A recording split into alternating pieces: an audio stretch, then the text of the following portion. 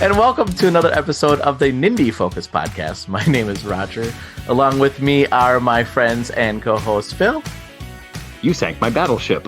And Jordan. I couldn't think of another board game.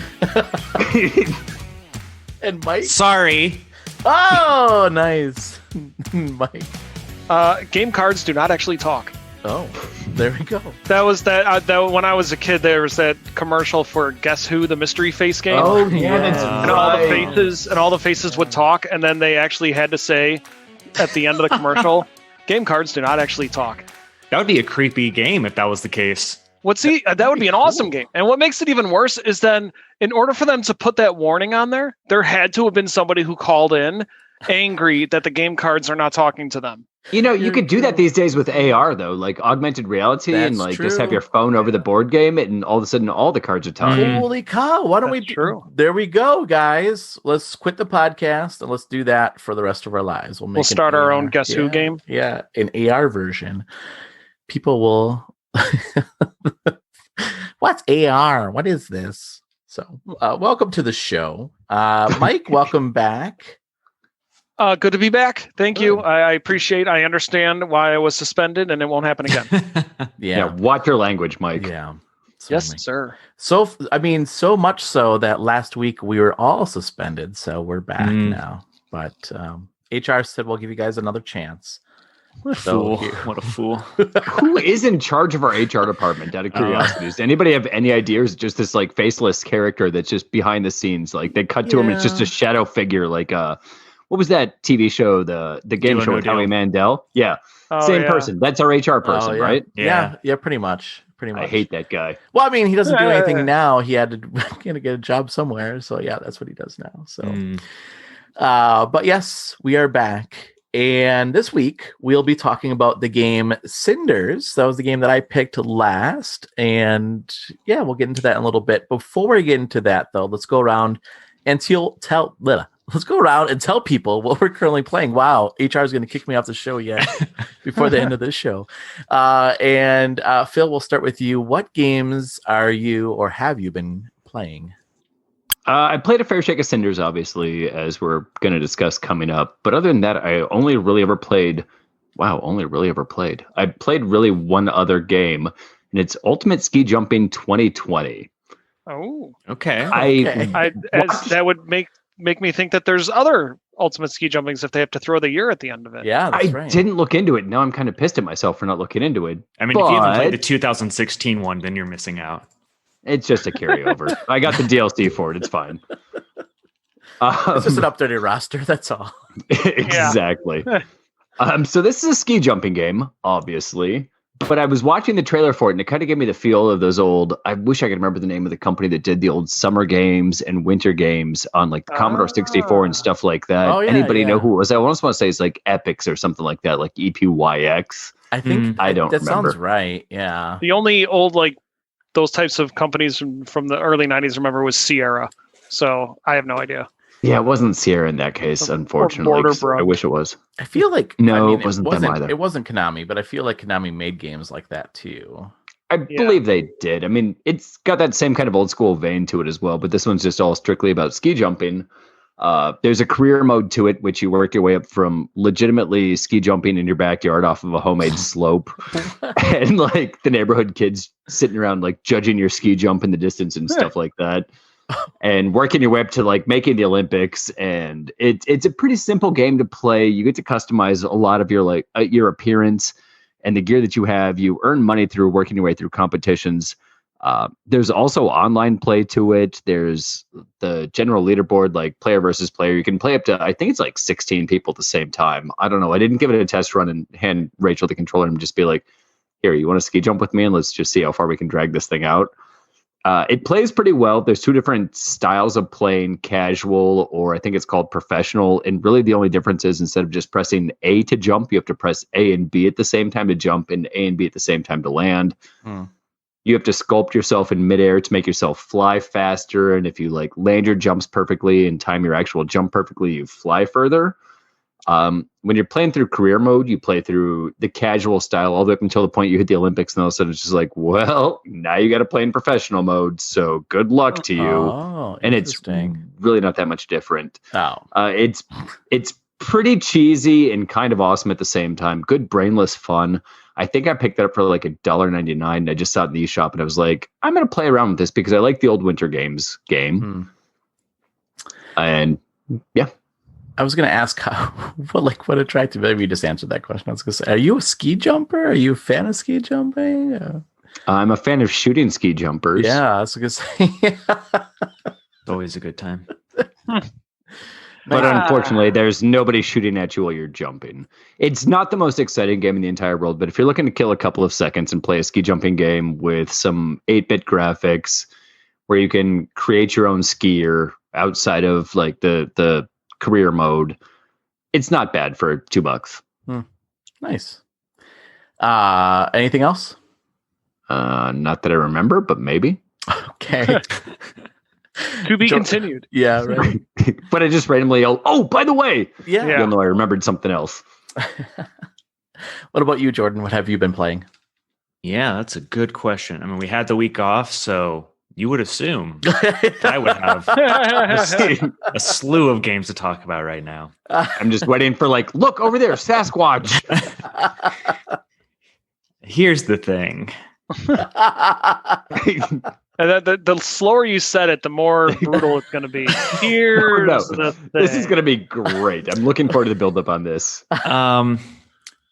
So, when you were in school and you had a paper to write, hold on, I'm going to get there. And you had a paper to write and the deadline got moved. And so instead of doing it and getting it done before the original deadline, you're like, oh, well, I have an extra week now.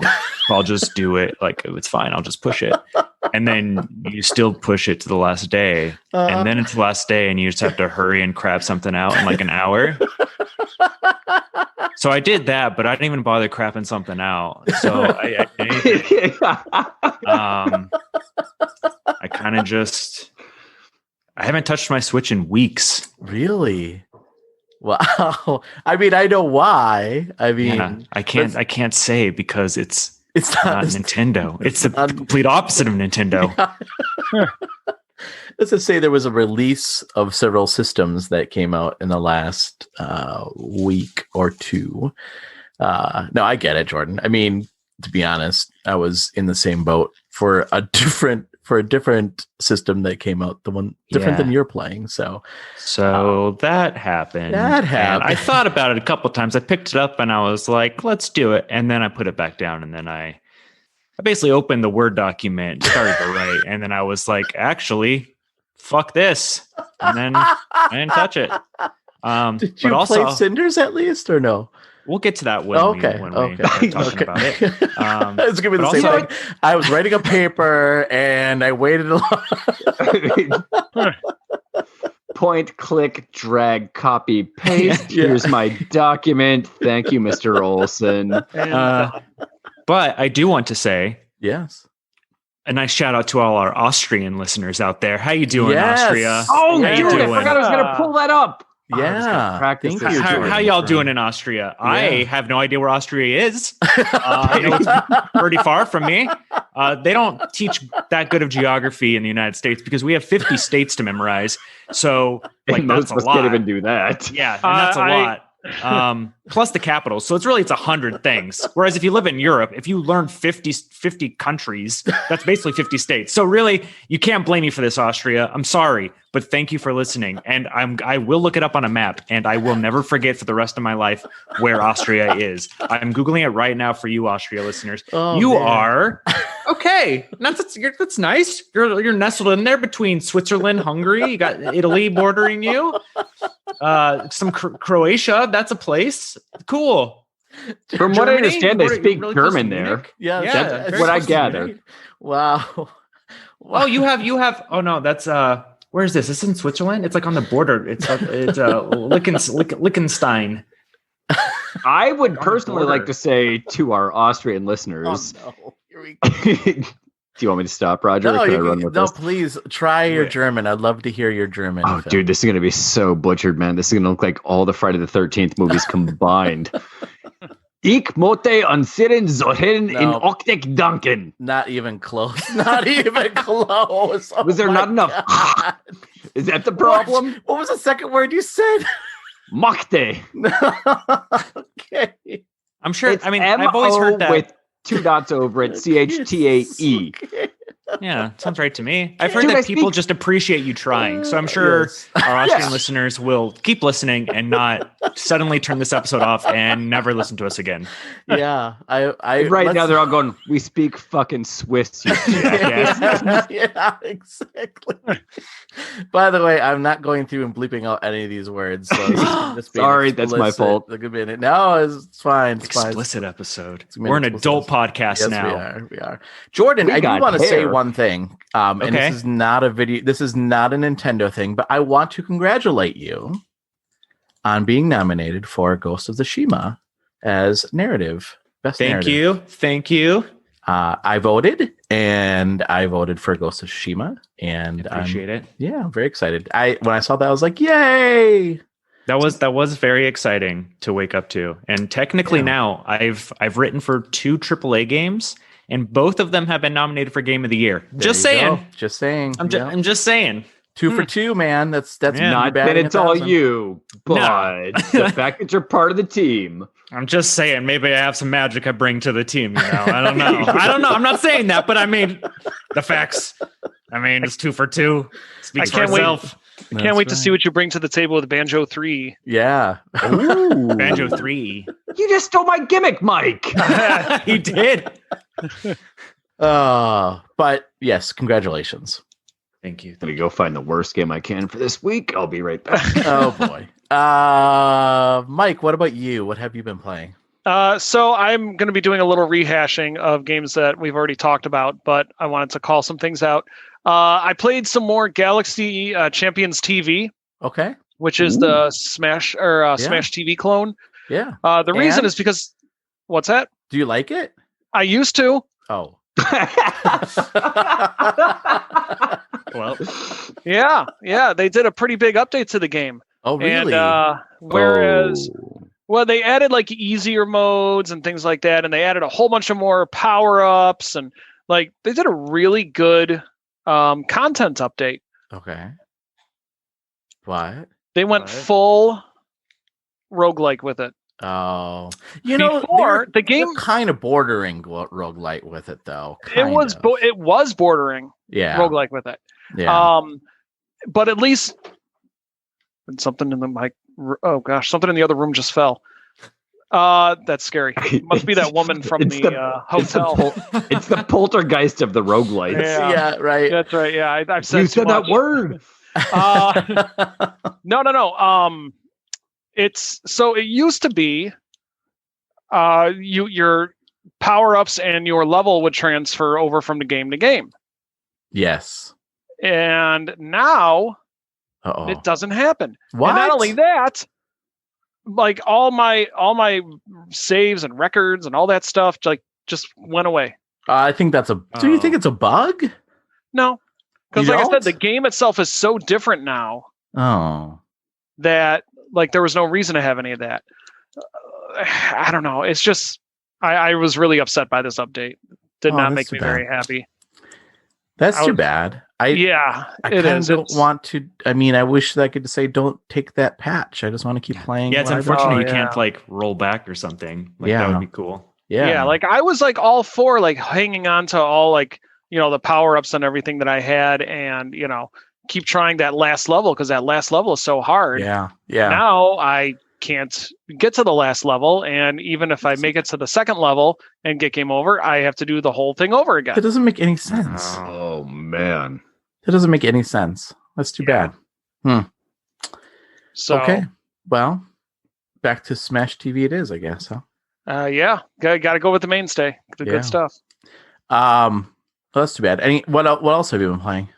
Okay, so the other one that I've been playing, one that we talked about a lot, some more Ding Dong XL. Yes. Oh, nice. Oh yeah, that's a good game. And this one, kind of like the exact opposite. I tried something new in Ding Dong XL, and it was amazing. Yay! Yes, I tried. There's dual mode. Have any of you tried dual mode? No. Yes, I did. It's basically where you use you have instead of where you have the one ball that goes up and down. So let me just do a quick recap of how the game is played. So it's very, very simple, very straightforward. You have a ball, and the game is one button. You press the button, the ball goes up. You press it again, the ball goes down, and you have to avoid all the different geometrical objects that are flying across the screen. And there's also power-ups that you can get, but it's a lot of risk-reward type situation where, you're like, oh, can I make this? Should I chance it? And it's just about getting a high score. Very simple game. There's dual mode where it has two of the bouncing balls that go back and forth, and you use your two shoulder buttons. Oh. What I did is I took the Joy-Cons off and I gave one of them to my son. Oh, that's a good idea. And so we were, trying together to get our high score, and we must have tried for like two hours, at least 2 hours on this. Wow. Just because it was fun because we were yelling at each other. We were, I think I told him I think I told him he was adopted. It was just, it was. These are clearly not my genes. Yeah, you're not my son. So yeah, so playing that multiplayer was like as fun as the game is. That just opened up a whole new world to it. So wow, that's a really good idea. Yeah. So my frustration level went up from Galaxy Champions TV and went down from Ding Dong XL. So now I'm at my usual, very slightly frustrated mic level. There you go. A little edge. Yeah. Nice. Anything else? That is all. For myself, so I'll mention, I have two games I'll mention. So the first one I started playing, I downloaded a while back. It was on sale. Actually, maybe it was a week. Maybe it wasn't that far long ago. Maybe it was about a week ago. It's called Roombo. I'm excited to hear about Roombo. Go ahead. So so outside of Mike, anybody else hear of this game at all? Yeah, Okay. this is an awesome. Phil, you would love this. You play as a Roomba. So like your owner or whatever, the person that lives in this house leaves, and then people are breaking into the house and you have to defend the house. So you go around as a Roomba. You have three bars that look like a battery life bar. That's your health. And you hear them coming into the house, and then you can sneak around, you can hide under things, and you can like honk and attract them and go to different rooms, and then you can hack things in the house. So like there'll be a ceiling fan, you can hack it and it'll come down and cut them. And they have each burglar has a life bar, and then one of these things does damage to them. You can hack sprinklers so that they slip and fall on that. You can hack electrical outlets and then they'll electrocute them. You can hack windows that will just come flying and smash them. And then you and then you can go up and you can suck them up and like basically churn them and kill them. And then after you kill all the burglars coming in the house, then you have, I think, a minute, 60 seconds or so to go around and clean up the mess. There's like blood all over the place. Sounds great. His shoes, like mud from their shoes and everything. And then at the end of all that, they give you a grade based on like how many valuables were stolen, how quickly you may have killed the bad guys, and then how much of the house you got cleaned percentage wise after you defeated them. So I will say this. So it's like, I don't know, the house is like maybe 5 rooms, I think. And it's fun for the first couple of levels, but then it's just the same thing over and over. So it's just like, add another burglar, add another burglar, add another burglar, to the point like I had like 4 burglars, and they just like beat the crap out of me. They just like cornered me and started kicking me and stuff like that. But I will say, like, it's a cute concept. I kind of want to watch the security footage of like 4 burglars beating the hell out of a Roomba. Yeah, I know. Like just because, like, they just kept stupid little robotic vacuum. Poof. Yeah. But once like, that's really funny is that your Roomba, like, he puts on, he has like, he doesn't put up, you don't see him put it on, but he has like this red like headband like around him.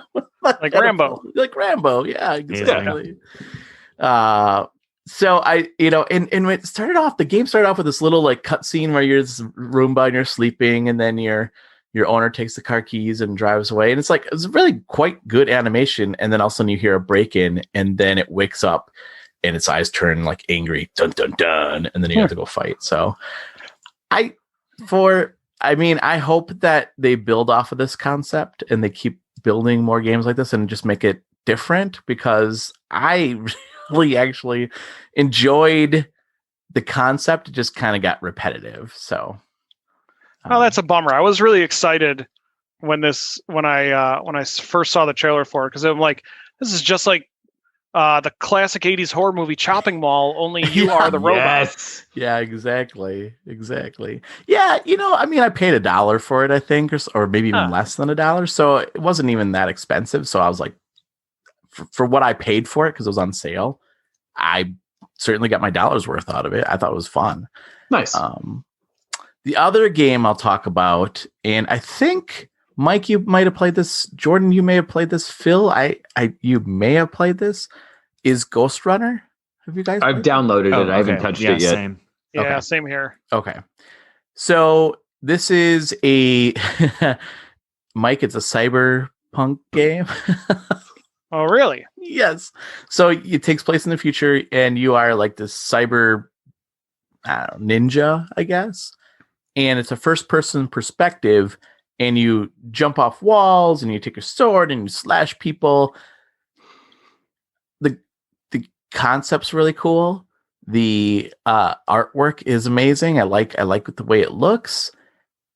It just, I had a hard time with it because it feels like using the Joy-Cons. It just felt so floaty. Like I couldn't jump off a wall and then control where I wanted to land next to the guy and then slice him. Like it just felt, I don't know. I think on a PC, if we played with mouse, it might work way better. But just with the control sticks, it just, I couldn't do it. I couldn't navigate jumping off walls, going after the person, because the action's pretty fast paced too. You got people shooting at you from all different angles and such, and then you have to jump off this wall, jump off another wall, and I just couldn't maneuver. It just felt weird. It was just so floaty. I couldn't do it. I'm struggling with this game. So if all three of you play it, and you want to talk about next week, we certainly can. Maybe your experience is a little bit different than mine, but I'm struggling with this game. Yeah, I'll check it out in the meantime. Yeah. So those are the games that I've been playing. Let's move into then our game of the switching on the budget game. And this one is called Cinders. This was my pick. And I will, let me pull up the game here and let's read a little bit about what this game is. So Cinders is a visual novel video game based on Cinderella story that was developed and published by Polish indie studio Moa Cube. And I think that also, Crunching Koalas also had a hand in this as well, which also... Does this mean we're going to get listeners in Poland? Maybe. I can work on my Polish for next week. Oh, no. Please don't. Please don't. Please do. But Mike, you might know Crunching Koalas from Warsaw. Yes, that's right. Yes. And so it's a lot of reading of this game, right? And it's a visual novel. And you play as Cinderella, and the story unfolds, and you kind of drive like what the story is going to happen or how it unfolds. So I'll let you guys talk about it first, and then I'll give my thoughts then too. The silence you hear. The silence you hear is that nobody played it. No, I'm just kidding. No, I actually did. I love the art style. Like they did a really good job. Yeah, and the funny thing is that's the what's it called? Even Warsaw had a really good art style too. Yes. It reminds me a lot of Warsaw art style, actually. Mm-hmm. That was my first thought. Is that kind of like hand drawn, right? Mm-hmm. Look to it. So yeah. Except so every panel has got floating stuff in the background / foreground. Mm-hmm. Like there's always like the ashes from the fire burning or flowers from the trees coming down. Yeah. which isn't a bad thing. Yeah, music was awesome. It I was bit. going to call that out. Sorry, Mike. Go ahead and call it out. Don't apologize for interrupting my brain farts. I'm sorry for apologizing. Now we're getting somewhere. That's better. No, I was just gonna say the music is. I love the music. The way I looked at it is music to study by. Yep. Yeah. That's It's very relaxing. Very, it went well with the set pieces. Also, one thing I really liked are the call outs. Like there are a lot of good like tongue in cheek comments about Disney's handling of Cinderella. Yeah. Yes. Yeah. I should go off into the forest and maybe find some mice to help me out with this. Yeah. That was great. I didn't hate the way that the storytelling was done here. I actually think it's done pretty well. Yeah. I like the way the decisions are reflected. I'm assuming that if I played a different style than the way that I have so far, that it would play out differently. But I've befriended one of my stepsisters. Yeah, me too. And I think, Roger, you said the same thing. Yeah. Where we're kind of like on the same page. And I almost wonder if that's not going to change some of the minds of the other stepsister / the stepmom that comes into play. I want to say I'm 2.5, 3 days into the story, which I believe is 7 days long from what I've gathered from what I've played. I kind of want to go back and continue playing this just to see how it plays out. Like there's I don't want to call her a voodoo witch, but like a witch doctor-y type of witch that comes into play. Yeah. I kind of want to see where that goes. I was interrupted in my sleep by some kind of a dream that I had. Mm-hmm. I think there's some stuff going on in this game that's pretty cool and could play out pretty well if you've got the patience for a visual novel. Yeah. Yes. There's no action in the game. There's no puzzles to solve. It's basically, it's a visual novel. It's a choose your own adventure with Cinderella overtones. Yeah. Mm-hmm. But it's well written. Yeah. Yes, it is. Jordan, what were your thoughts? My thoughts were, like back when you were in school, you had a paper to write, and then the deadline got moved, and you just didn't do it. Okay. No, I don't know what that's like. Please continue. You found another paper that you wanted to write more, and so you wrote that paper for 8 hours straight on a Saturday, and then you found another paper you wanted to write, and you wrote that one for 4 hours each day. You found another paper you wanted to write, and none of these papers were for that class. They were all for a different class that just it's a new class that just happened. Yeah. A lot of people are trying to get into that class. Unfortunately, a lot of people cannot get into that class. I was lucky to get into that class. You were. Jordan, I have this sneaking suspicion you've got an infatuation with insects, either spiders or bugs. I don't know, but I just feel like maybe there's a thing you have for insects. You're onto something. Yeah. There's just something about spiders, just the way that they kind of climb and swing around, and also bugs. It's interesting because I've been doing a diet, and you need a lot of protein in your diet, and bugs can be a good snack because they have a lot of protein. So I call them bug snacks. Couldn't be any more on the nose if you tried. Exactly. All right. Well, fair enough. Jordan, I will say, I think that you would like this game. Okay. So. I like how the first time he says it is, you would like this game? Yeah, you like this game. Like there's a I'm not sure, maybe I'm definitely convinced now. I think, I think it's well written. I actually think I do too. It's well written. And I think that you would appreciate that, Jordan. So, So yes, it's a lot of reading. It's a visual novel. There's not a lot of action, but I will say this: there's a lot of points where you're making decisions, and I have like 7 saved files. I don't do this normally, but I was like, oh, I don't know which one I want to go. I'm just going to go this way, and I'm going to save it before my decision, and then I can go back and see what that. And the game does encourage you to go back and play it because you unlock different endings, and it shows you like what endings you unlocked. And then there's also achievements that you get too. So like, oh, you like, for instance, like you made a decision that made a branch in a story. So you get like a rose for that decision. So like you get different trophies or different, achievements, I guess that's really more I was looking for. the other thing I really liked about this story is like how dark it is. Like, yeah, like the mom, what the hell's her name? Carmisa? Yeah. Carmisa? Yeah. She is a super friendly person that I would like to spend all of my time with, and that is straight sarcasm. Yeah, she's but I didn't think she was the darkest of all of them either. I thought Prince was pretty dark. Did you guys run into any of the conversations with him?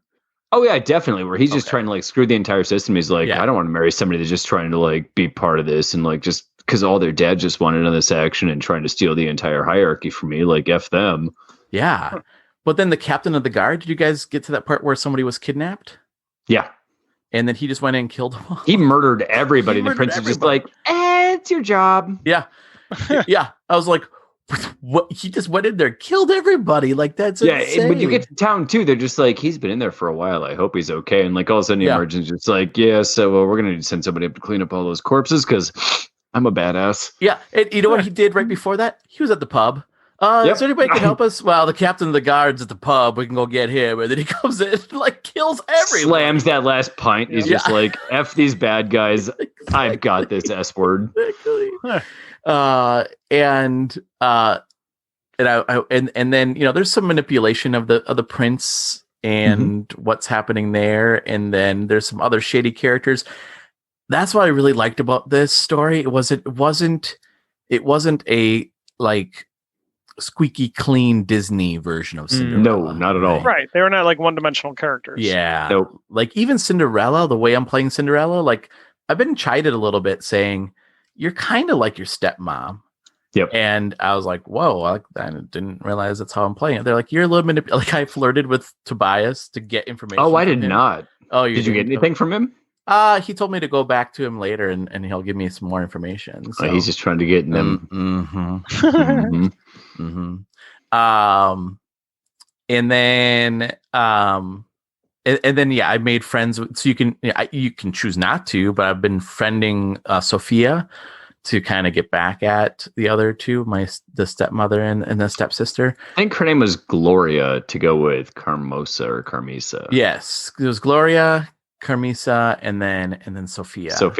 Yeah. And I've got a feeling they're a lot more poor than they're letting on. And like she's just trying to make stuff work to get them money to keep them into the upper echelon of like how the hierarchy of like wealth works back in those days. Well, and a lot of characters will say that to you. Like you rip on your stepmother and they're like, actually, she's a pretty cool woman. And they're like, what? And they're like, look she's independent.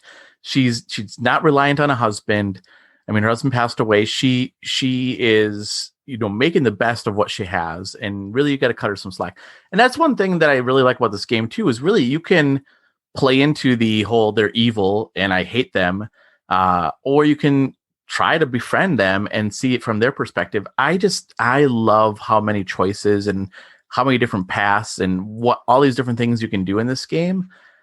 It's like you're choosing your own adventure, but like more options than a normal book of choose your own adventures. Did you have the same conversation as well, though, where like you get into the conversation with, I believe it was Sophia, who you started talking about marriage, and she's like, what do you think marriage is all about? And like your options are love, a little bit of both, or like just to like get ahead. And she's just like, no. Marriage is just all about an arrangement for like the lady to get ahead in life. And you're just kind of like, oh. Well, okay. I thought it was about love, and she's just like, "You're a delusional bitch." Love schmov. Yeah. This game, like, I did not. I thought like this is different, right? And I'll enjoy it, but really, I was really intrigued by the story, and I was really pulled in, and I want to go back and do all these different branching answers and see how different the story turns out. I really enjoyed this game a lot, and I think what we pay for this, I don't remember, a couple bucks. I don't remember how much we paid for this game. I think it was like $3.99, $4.99, something like that. Yeah. So, and the artwork and the music, again, like Mike said, it's not going to be an adventure game. It's not an adventure game. It's not like a King's Quest game where I think there's a lot of text in those games, but there's a lot of puzzles in those types of games. Yep. This is more just like it's straight up reading decision making, which is not necessarily a bad thing because it's done in a good enough and tasteful way that like you're not going to be bored by it. Yeah, exactly. So I don't know. I really enjoyed this game a lot.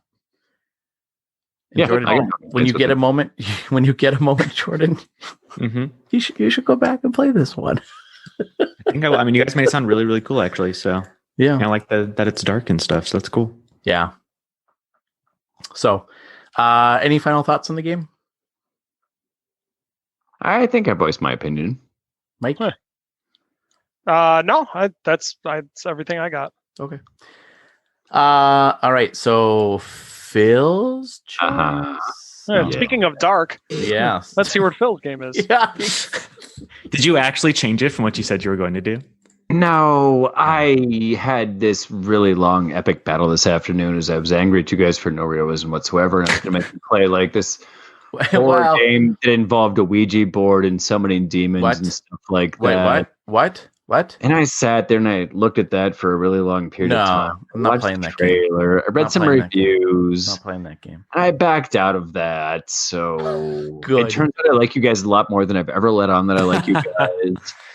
It's mainly Jordan, not really Roger. I like Wow. And so I thought to myself, what kind of a genre have we really not touched yet over our course of 842 episodes that we've done since we've been on the air for 17 years? And I went and I explored and I found a game, and I've got a strange feeling that one of you guys have played this, and it's called Super Arcade Racing. I have not. No. It's normally $10. It's on sale for $4.99. Quick little recap off of the e-store says, get ready for a real arcade experience with this retro-style car racing game inspired by the classics of the 80s and 90s, optimized for the Nintendo Switch. Prepare to enter a world of underground car racing to save your brother. It's not going to be easy, but taking part in Super Arcade Racing Tournament is the only way you can see your brother again and solve the mystery behind the organization that kidnapped him. Massive story mode, a full story with over 60 tracks and 5 different biomes to race on in your quest to save your brother. 1 billion possible vehicles. Customize. Oh shit, I scrolled too far. Customize the shape and color of your car with 1 billion possible combinations. You're sure to find something that you like. You can also upgrade the performance of your vehicle to keep up with your rivals. Online and local multiplayer. Yes, you heard me. Online. Wow. Play against racers from around the world in an online cross-platform multiplayer on our dedicated server to play with up to 4 players at once in local multiplayer. We should group up for this. Yeah. And then there's leaderboards, blah, blah, blah, et cetera, et cetera. It's normally $10. Like I said, it's on sale for $4.99. Oh, it's pretty new, too. Yeah, and it kind of almost looks like RC Pro-Am meets Ivan Stewart's off-road racing with upgrades and things like that. So I thought it was intriguing because we've really never touched a racing game on this show. Yeah, we really haven't. That was my first thought too when I'm downloading it right now. That was my first thought too, that it looked a lot like RC Pro-Am, like a lot. Yeah. That's really cool. That's online co-op. That's crazy. Yeah, I mean, if we get the chance and all 4 of us can all hop on together, I think that'd kind of be a fun time to play the 4 of us against each other in online crazy super arcade racing. I guess not co-op, online racing. So, yeah, that's cool. That's awesome. And 1 billion different options for my car? Come on. 1 billion! Yeah, I'm going to test that theory. That's for sure. That's really cool. That's cool. Yeah, I'm gonna test that theory. We're gonna make 1 billion cars in a week. Roger's just got a bunch of chicken scratches in a notebook next to him. That's 1. That's 2. That's 3. That's 4. That's 5. That's crap. I lost track. Where am I? Exactly. His wife walks into the room. He's got like a chalkboard with like all those lines. And It's gonna look like a serial killer's hideout. Just like lines all connecting different bodies to antennas to hoods to whatevers. Yeah. I will say one thing that it looks. I mean, the cover looks like a very old Nintendo type game too, doesn't it? Like, I love that artwork because it. I always found that really interesting with like Atari games or Nintendo games. Is, you didn't have the artwork of the actual game. You just had artwork that people, like artists, put together, and you're like, this looks really cool. I can't believe we're playing this game. And then you're like, that's nothing like the game at all. Yep. Looking at you, Mega Man. Yeah, Mega Man. Mega Man was my favorite. Mega Man 1. This is not Tron. What the hell is this? No, this looks cool. I'm excited. Yeah, awesome. I just hope it plays as well as it looks, because it looks like it could be fun. Yeah. Yeah. When did this game come out? It's pretty recently. It's at October of this year. Really? Yep. Wow. Yeah. Wow. Could this be the gem of 2020 that we've been waiting for? There's not a chance in hell that I am picking the gem of 2020. Like, I'm the guy responsible for Roar. I don't think I was responsible for OMGTA 5. I think that might have been you, Roger. That was me. Come on. That had... I almost picked another game that kind of looked like that, but it was like a highly shootery, jetpacky, blow everything uppy type of a game. Oh, that like the sound of it looked awesome, and then I watched the trailer for it and it was just like, oh, yeah. What game was that? I picked Roar. I don't remember the name of it. Oh, okay. Sure. I just started up the racing game, and the first shot that you see, there's a very shapely man butt. Oh. I mean, he's like clothed and like he's in like motorcycle or like race car gear or something, but it's just like you'll see it's a very shapely butt. Okay. But he's been doing squats. Yeah, no, he has been. He's been working out. He has not forgotten leg day. That's for sure. I can't stop staring at it. It's real nice. When you're a racer, that is what you have to do, man. You have to. He can sit for longer because he has so much cushion there. That's right. It's all about working the clutch and the gas at the same time. That's right. Yeah, what on earth is going on here? It's like you guys are talking about man butts. I'm out again. Cool. Well, we'll have to give that a shot, and hopefully, let's plan. Let's plan to get together and play that online. That'd be fun. I think it'd be a good time. Yeah. All right. Well, let's go around and tell people how they can get a hold of us. And Mike, how can people get a hold of you? You can find me on Twitter at TC Throwers and at Twitch, twitch.tv/TC Throwers. Nice. And Jordan, how can people get a hold of you? You can also find me on Twitter at Cryptic Jordan. Nice. And Phil, how can people get a hold of you? You can't. I'm off the grid. Okay. And listener, he's not even a part of this podcast right now. That's right. I'm on Twitter at bnow23. Nice. And listeners, you can follow us. You can follow us on Twitter at GamerheadsPC or at Focus Nindie.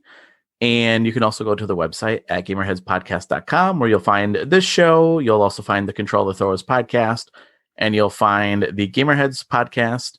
You'll also find the Gamerheads Game Pass show, a brand new show that I don't know, may revolve around the Game Pass. I don't know, maybe. I guess that kind of makes sense. And other shows as well. So check that out, and also reviews and other stuff. I guess articles, other things. There's a lot. You will find items and things and stuff. Yes, and stuff. Ooh. So go check it out. It's a good time. Roombo is still on sale for $1.99 for the next 10 days. Go get it. That's amazing. I'm doing it right now. Quit yelling at me, Roger. Damn it. Well, Phil, thank you so much for joining us. I'm not even commenting. And Jordan, thank you so much for joining us. Always. And Mike, thank you so much for joining us. Thank you. And listeners, thank you so much for taking time out of your schedule and giving us a listen. If you like what you hear, do leave us a review. We'd love to hear what you have to say about the show, and that helps us grow the show as well. Until next week, stay safe and play games. We'll talk to you next week. See ya. Oh, so long. Austria, we love you, Austria. Keep listening. And I'm sorry I butchered German. And hopefully you guys speak German. And if not, correct me and I'll learn the next language next week. I swear, maybe, kind of. Bye.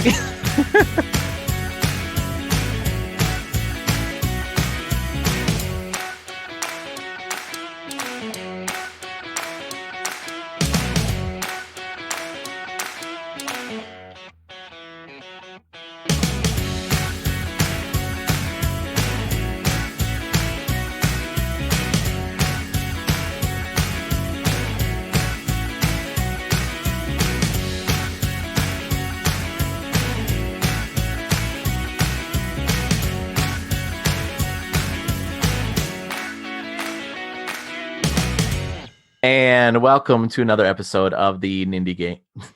We'll start that over. Don't just let that go, man. Let that fucking go.